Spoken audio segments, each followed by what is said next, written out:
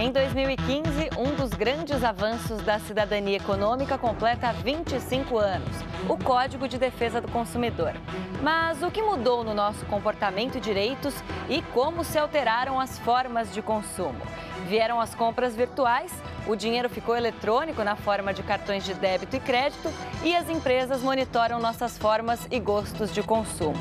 Porém, as reclamações continuam e a cobrança indevida está entre as principais queixas feitas junto aos órgãos de defesa do consumidor.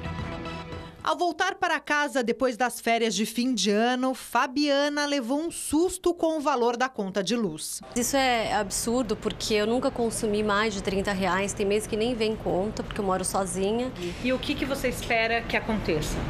Que me devolva o dinheiro com juros, né? Exatamente com juros e que realmente faça jus à situação, né? De cobrar exatamente o que eu usei. Casos como esse mostram que o consumidor está mais consciente sobre seus direitos nas relações de consumo.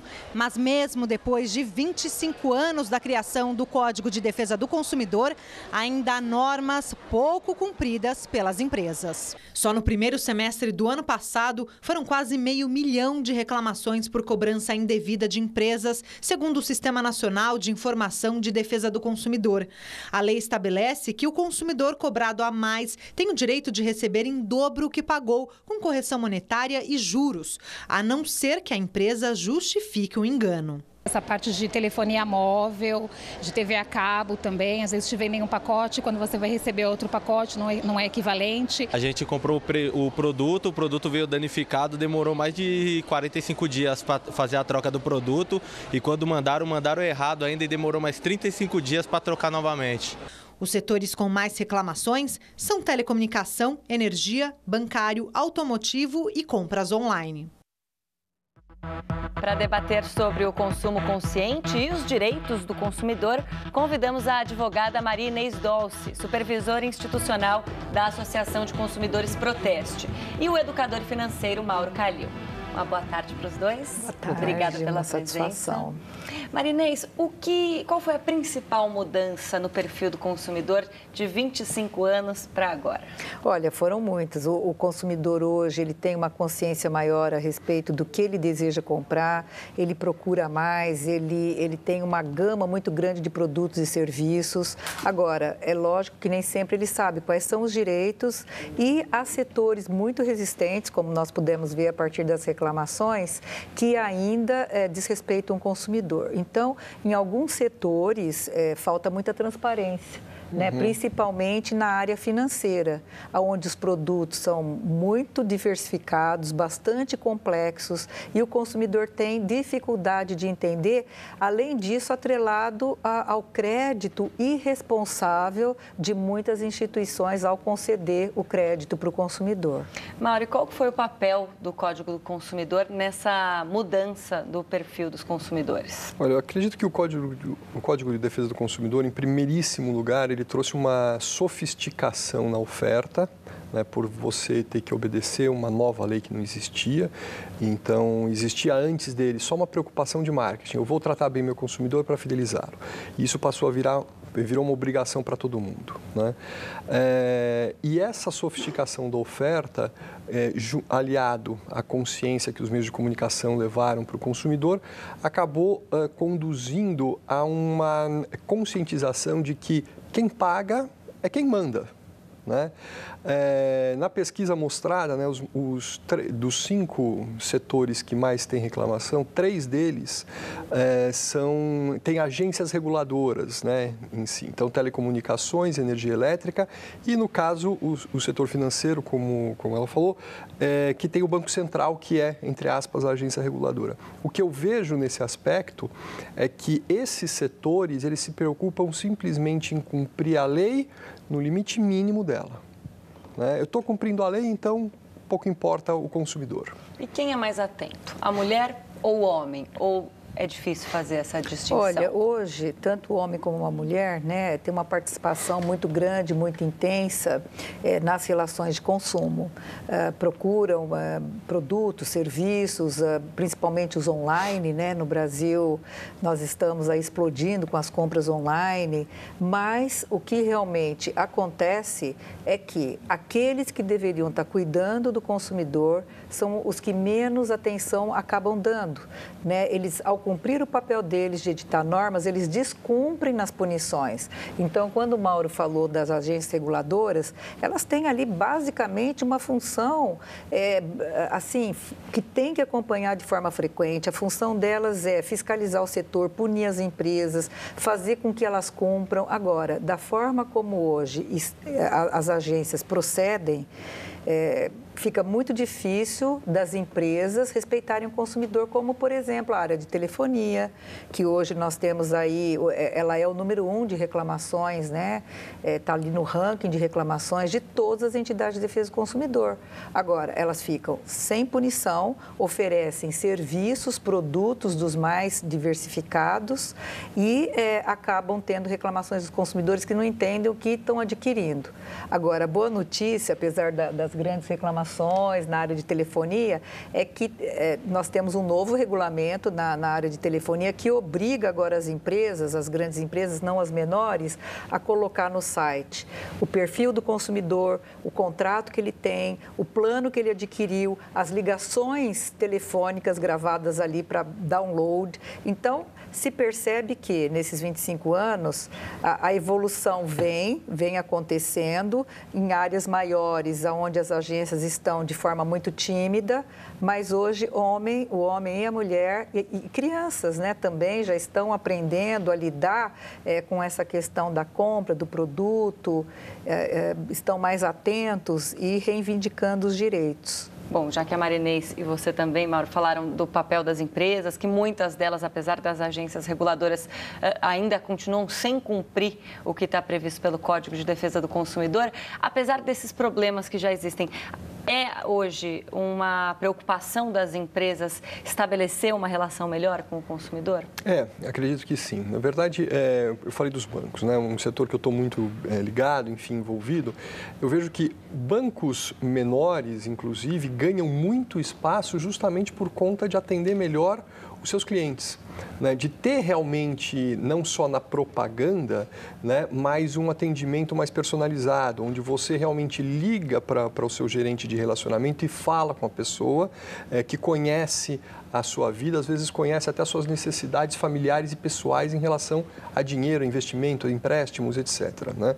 Então, essa questão de você tratar bem o consumidor, muito além da lei, é uma questão de sobrevivência no mercado competitivo, né?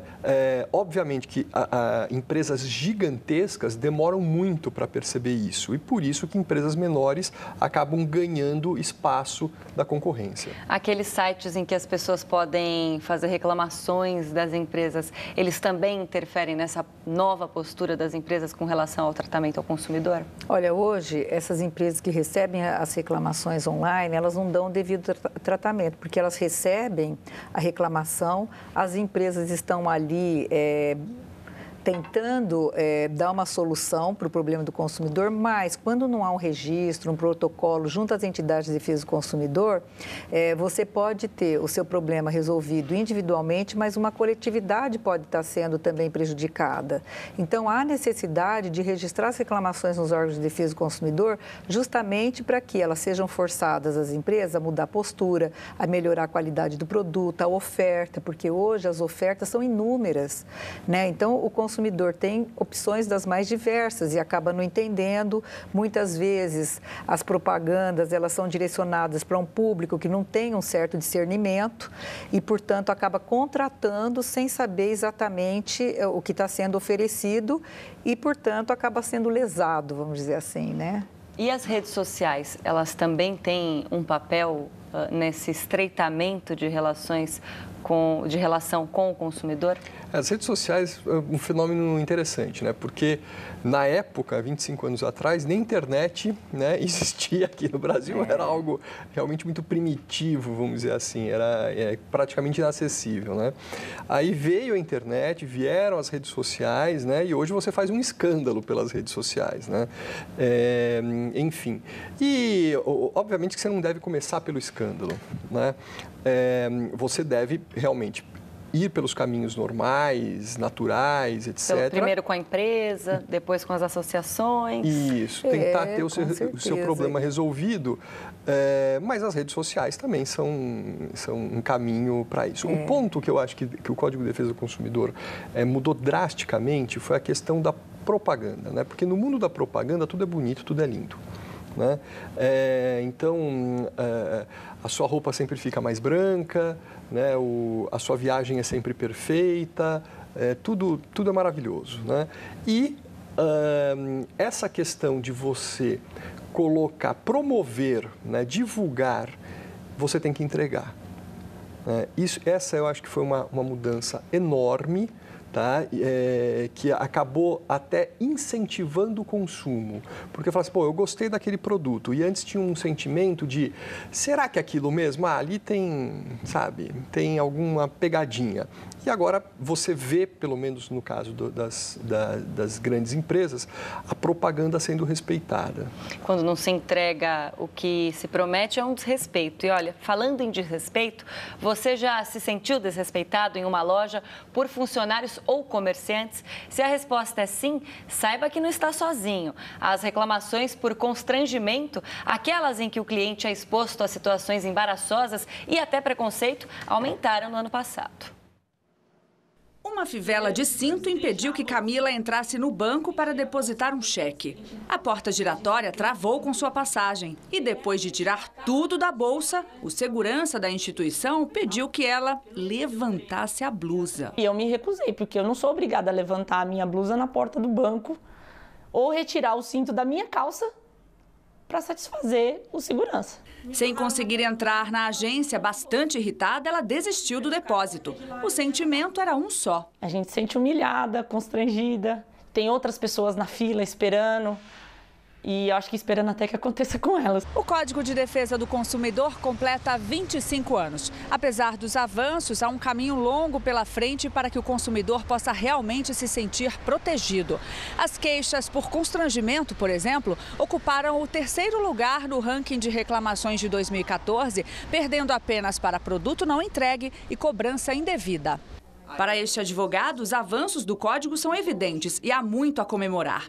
Mas muitas vezes o constrangimento ocorre por falta de educação e treinamento adequado aos funcionários do estabelecimento. O que o consumidor sempre tem que ficar atento é, primeiro, manter-se calmo para ele também, como consumidor, não extrapolar no seu direito. E se ele se sentir constrangido, ele documentar de alguma forma, ou com testemunhas, ou até mesmo gravando a conversa. É possível fazer isso, documentar que houve um constrangimento no ato da compra, da troca do produto, etc. Realmente é muito desagradável, né, passar por uma situação embaraçosa como a que a nossa entrevistada passou. Sem dúvida. E ela acabou desistindo de fazer o depósito. Falta orientação para os funcionários e muitas vezes acaba ficando difícil fazer essa documentação, né, da qual o advogado estava falando. Como proceder, Marinês? O que poderia ser feito para que o problema fosse resolvido na hora e não ser levado adiante? Olha, isso mostra um grande despreparo, principalmente da equipe de segurança, que está ali para poder facilitar e não dificultar a vida do consumidor. Tem que pensar que também, ao fazer algumas exigências que fogem da competência dele, ele já está extrapolando também o direito que ele tem de estar intervindo ou de estar ali verificando o que realmente está acontecendo. Nesse caso, ela deveria já ter procurado o gerente, já ter pedido para ter feito uma intervenção. Depois ela poderia ter feito de próprio punho uma reclamação, entendeu? Lá no banco, protocola, deixa ali. É que no caso dela, ela nem foi autorizada a entrar, né? Ela desistiu, mas ela deveria ter chamado o gerente, né? Ou então algum outro funcionário que pudesse facilitar a entrada dela. Agora, é lógico que esse despreparo acaba causando constrangimento, pode, inclusive, gerar ação judicial, se é que ela já não foi à justiça, né, procurar, mas tem que deixar ali documentado até para servir como prova do problema que aconteceu. Mauro, quer complementar? Eu acredito nisso também. É que a situação é muito constrangedora, na verdade, né? Quer dizer, você tem que provar que você não é bandido, né? Quer dizer, todo mundo que passa ali, a princípio, vai assaltar o banco, né? É o contrário, né? Você não é inocente até que provem o contrário. Você é culpado até que você não prove que é inocente. E a verdade é que as pessoas, né, de má índole, de má fé, se elas quiserem entrar, elas não vão entrar pela porta giratória, né? Elas vão entrar atirando. Né? Bom, a gente já continua a nossa conversa. Vamos para um rápido intervalo. Voltamos já.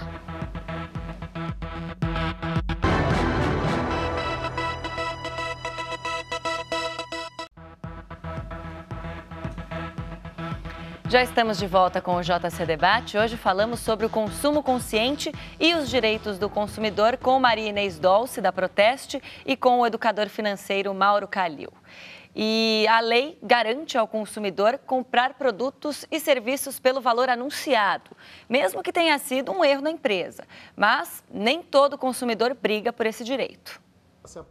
3 passagens aéreas para Orlando, nos Estados Unidos, ida e volta por apenas R$ 1.200 e com todas as taxas incluídas. Não foi promoção, foi erro mesmo da empresa aérea. Mas depois do negócio fechado, a Juliana garantiu a viagem por esse valor. É mais barato do que uma passagem sem as taxas. Em dezembro, outra companhia aérea vendeu bilhetes para a Europa por R$ 282 ida e volta. Quem recebeu as passagens vai viajar por esse preço. E as reservas sem confirmação foram canceladas. Segundo o artigo 30 do Código de Defesa do Consumidor, toda empresa ofertante de determinado serviço ou produto deve honrar com o proposto. Já o artigo 35 reconhece que todo consumidor lesado com a situação pode exigir o cumprimento da obrigação, aceitar outro serviço equivalente no lugar ou receber o dinheiro de volta. Mas na prática, nem sempre os direitos são garantidos. Inclusive hoje eu fui comprar um caderno para o meu filho, que o valor estava R$ 4,90 e o valor era R$ 29,90. O Procon lembra que o consumidor tem até 30 dias do ocorrido para reclamar. Para isso, é fundamental guardar toda a publicidade ou foto da promoção. Caso não seja aquele que está sendo ofertado, quando ele fechar essa aquisição do serviço ou do produto, ele vai ter embasamentos, documentos, para que ele possa estar registrando uma reclamação via Procon ou posteriormente no Poder Judiciário. Bom, uma das nossas entrevistadas brigou pelo direito, garantiu as 3 passagens por um preço muito abaixo do mercado, mas tem gente que desiste, como essa senhora que acabou não comprando o caderno. O processo para conseguir esse direito de fazer valer o preço que estava na etiqueta ou no site, ele é demorado, Maria Inês? Olha, ali a primeira situação você vê, ela finalizou o processo, né, da compra do bilhete, então ela tinha provas.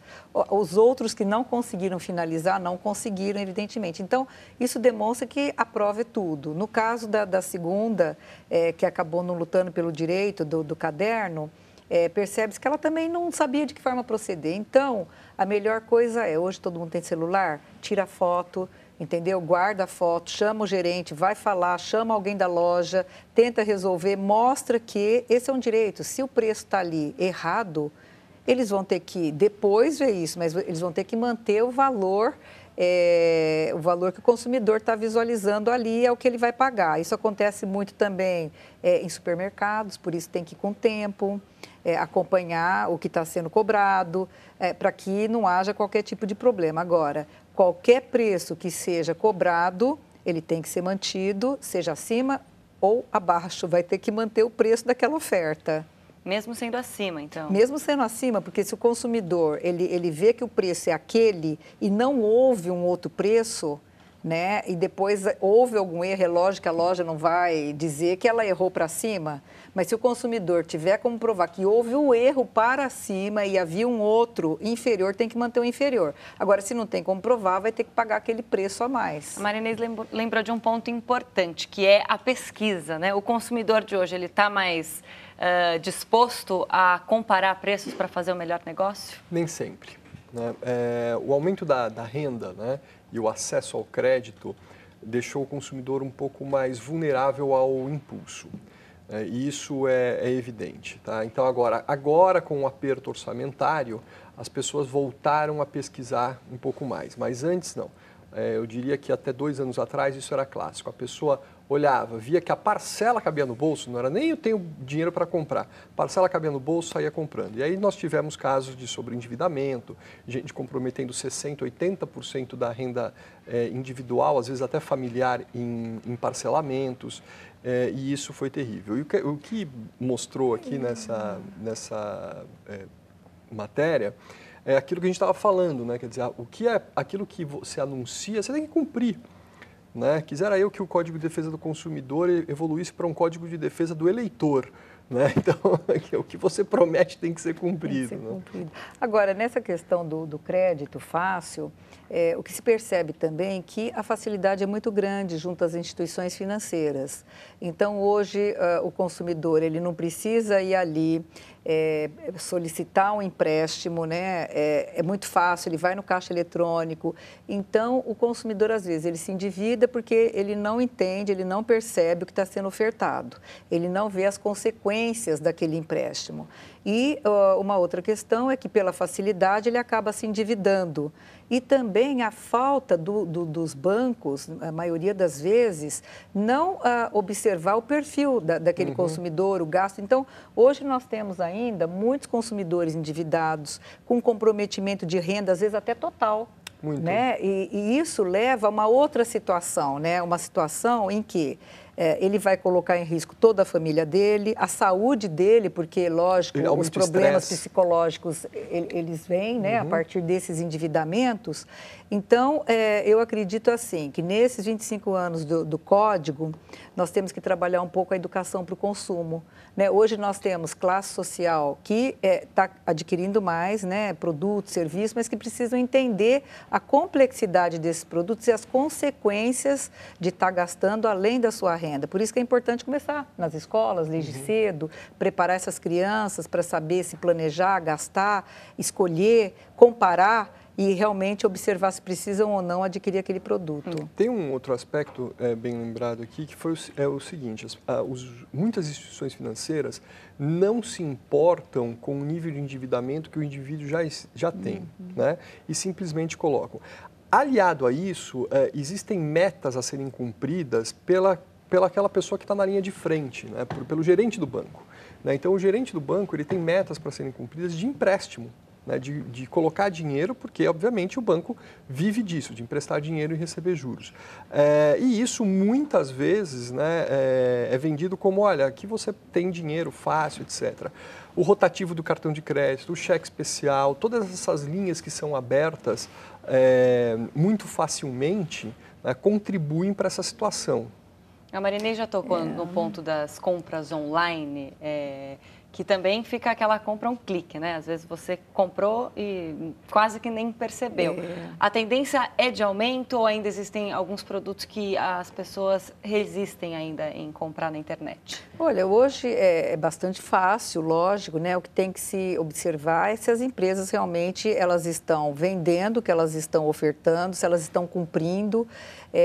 Muitas vezes o consumidor é lesado, tivemos casos de sites que foram suspensos justamente porque colocavam produtos à venda, o consumidor pagava, não entregavam, não sequer atendiam o consumidor. Então, nesse caso, a Proteste, por exemplo, agiu rapidamente para identificar o que estava acontecendo. Então, se percebeu que uma empresa que estava ali vendendo, prometendo, não estava cumprindo, continuava vendendo e continuava criando novos domínios, né? Que nós chamamos de camaleões, porque eles iam criando novos domínios, e o consumidor ia comprando e não ia recebendo. Então, nesse caso, a Proteste pode entrar com uma ação judicial, prontamente o juiz, por isso que o Poder Judiciário é importante também, né, para colaborar e identificar rapidamente o problema, suspender o site. Né, e novas vendas, até que eles cumprissem com as ofertas, cumprissem com o que tinham prometido e que pudessem demonstrar que eles estavam aptos a voltar ao mercado. Com o que o consumidor tem que ficar atento para fazer uma compra segura na internet, Mauro? Bom, primeiro, realmente a idoneidade, né, a história daquele site. Né, um site que apareceu ontem, do nada, que você não conhece, ninguém conhece, enfim, você simplesmente recebeu um e-mail, isso já pode ser ruim, né? E pode ser até suspeito de, enfim, vírus, etc. Tá? Agora, os sites relacionados já a um comércio estabelecido, esses são muito mais confiáveis. Não quer dizer que os outros não sejam, tá? Mas você já tem uma loja que existe fisicamente, uma rede de lojas que existe fisicamente, e que ela entrega na sua casa, obviamente que você vai ter muito menos problemas, né? E o preço, né? Quando a esmola é demais, o santo desconfia. Então, preço baixo demais, tome muito cuidado, né? Ou foi um erro, ou não é exatamente. Ou é má fé. Não existe, né, ou os produtos também, tem aquela questão, a procedência deles. Por que está produto. Muito abaixo do preço do mercado? As pessoas ainda têm fidelidade com as marcas? Ou com essa vasta gama de opções, elas estão se abrindo mais? Olha, é lógico que tem os consumidores que estão fidelizados às marcas, mas tem os novos consumidores que buscam preços, buscam melhor qualidade dos produtos. E nesse sentido, permite-me falar, a Proteste faz testes comparativos onde mostra isso. Nem sempre o melhor do teste seria recomendável. Você pode ter um produto muito bom com um preço abaixo de outro que tem aí marca no mercado, renomado, então é o custo-benefício. Agora, o consumidor está sempre buscando alternativas, evidentemente, principalmente agora, nós estamos atravessando uma crise econômica, buscando alternativas àqueles produtos mais tradicionais, que são mais baratos, que atendam à necessidade do próprio consumidor, né? Bom, diante dessa crise que a Marinês mencionou, tem que ficar atento com o crédito fácil e as compras parceladas. Sem dúvida. Eu sou adepto da infidelidade de marca, tá? Que eu acho que você deve realmente buscar alternativas. Essa questão do crédito fácil, ela pode ser uma armadilha muito fácil. O que a gente sempre fala para as pessoas, olha, se por um acaso você tiver que parcelar alguma coisa, tá? Não comprometa o seu orçamento pessoal ou familiar em níveis superiores a 20% do que você recebe, tá? Você pode ir até 30% em algumas situações, mas acima de 30% de maneira alguma. Por quê? Porque mesmo que as parcelas sejam fixas ou decrescentes, como no caso de um financiamento imobiliário, né, onde você tem uma modalidade que as parcelas são decrescentes, quando você tem 30% do seu orçamento comprometido, os outros 70% eles sofrem a inflação.